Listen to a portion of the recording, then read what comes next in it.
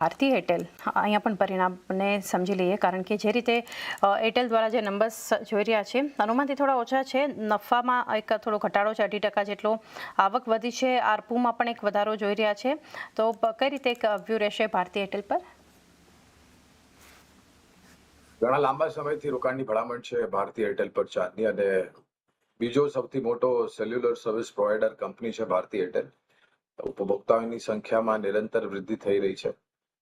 African ઓપરેશન્સમાં છેલ્લા 2 ત્રૈમાસિકથી બહુ જ સારો સુધાર થયો છે, અને આફ્રિકન ઓપરેશન્સ એવું હતું જે બેલેન્સ શીટને થોડું ઘણું નુકસાન પહોંચાડતું હતું, કારણ કે ત્યાંની પરિસ્થિતિ થોડી નબળી હતી. પણ હવે ત્યાં આગળ બી સુધાર થતો દેખાયો છે.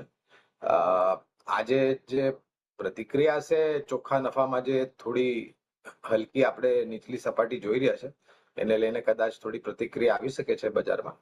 પણ લાંબા ગાળાનું રોકાણ હોય તો જાળવી રાખવું, અને આ પરિણામને જોઈને જો નીચલી સપાટી તમને જોવા મળે તો તમે નવું રોકાણ બી કરી શકો છો, અથવા તો તમારા રોકાણમાં વૃદ્ધિ બી કરી શકો છો.